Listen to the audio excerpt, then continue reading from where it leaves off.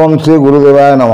आज्ञा आपण मान गत एपिसोड कही आसली से ब्रह्म विषय किए दंसा अच्युतानंद छल सेपटर कहते से कौन कहते आम टे आलोचना करवा देखा। अरूप रूपवंत हो संसार खेलुच गोसाई आपे खातक आपे साहू आपे मागिन आपे खाऊ। आपणकर महिमा को किए अच्छी मर्त्य जाना शेष देव को अगोचर काहू जानवे नरछार।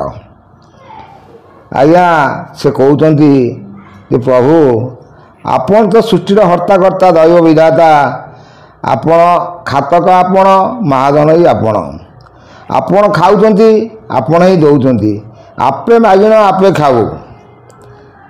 जे आज्ञा से भी मुझे आपण मान कही आसती सी कही मुमते बांधि नेउ पारे मुमते उधार जम से काल से सबकि से जड़े सी किए से किए उपर आम सम्यक आलोचना कले बहुत गुरुवर ज्ञान आसो।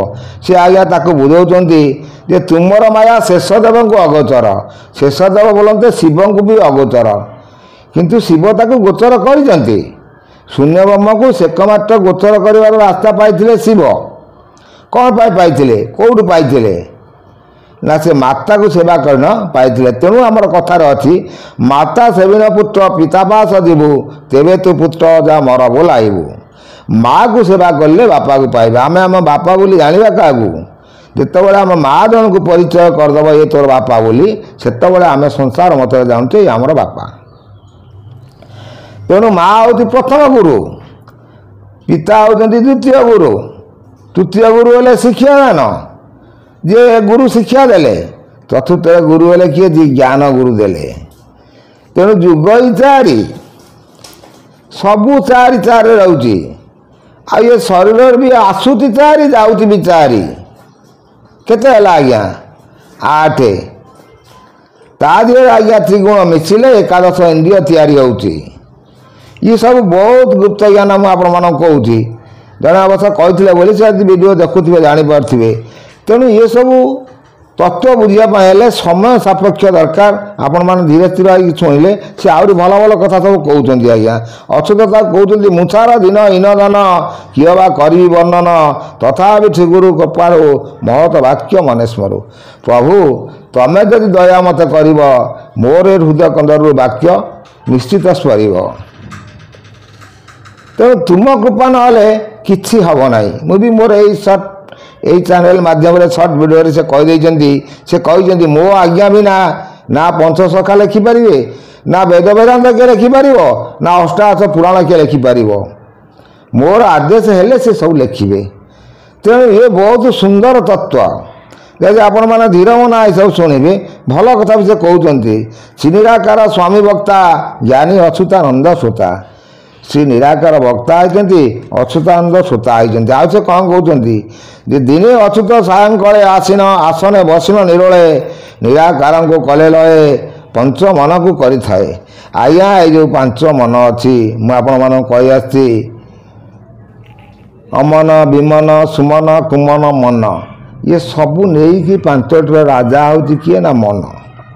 सी मन को जो आप थय करेंगे ना आपणकर मन कुआड़े कुमार्ग को जीव ना सुमार्ग थी से गोटे रास्ता आसो मन थय लय करके आप रखिए ध्यान करेंगे सी कहते। आज्ञा ध्यान हुए निमग्न प्रभु होइले से प्रसन्न जिते अच्युतानंद महापुरुष ध्यान निमग्न हेले से ठाकुर तांको प्रसन्न हेले।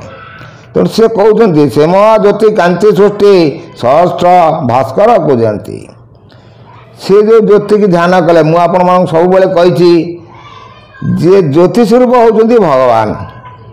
तेणु आमर कथाकार माने बा गीतकार मान जो लिखिं शून्य शून्य महाशून्य शून्य मध्य निरंजन निरंजन मध्य ज्योति सज्योति भगवान।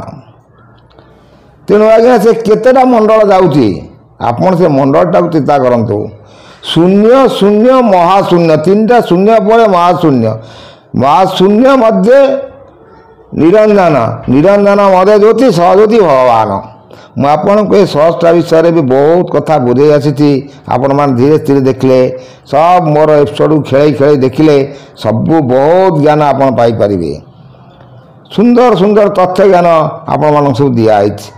ସେ ବି ସେ କଥା କ'ଣ କହୁଛନ୍ତି ମୁଁ ଆପଣଙ୍କୁ ପୁଣି ନେକ୍ସଟ ଅଧ୍ୟାୟରେ କହିଦେବି।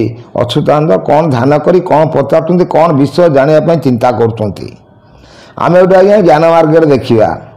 ମୁଁ ତ ଗତ 2ଟା ଏପିସୋଡ଼ରେ କହିଲି ଯେ ସମସ୍ତେ କହୁଛନ୍ତି କଳ୍କି ଠାକୁର ରାଜନୀତି ଉପରେ କଳ୍କି ଠାକୁରଙ୍କ ଲୀଳା ସେ କେମିତି ଘରେ ବସି ରିମୋଟ୍ କରି କହୁଛନ୍ତି। ମୁଁ ଆପଣମାନଙ୍କୁ ସବୁ କହି ଆସିଛି, ଆଉ ବି ପୁଣି ଆପଣମାନଙ୍କୁ କହିଦେବି। କିନ୍ତୁ ଆମେ କିଛି ଜ୍ଞାନବାଣୀ ଶିଖିବା। ଏତକୁ ରହୁଛି ଆଜ୍ଞା। କୋଟି କୋଟି ନମସ୍କାର।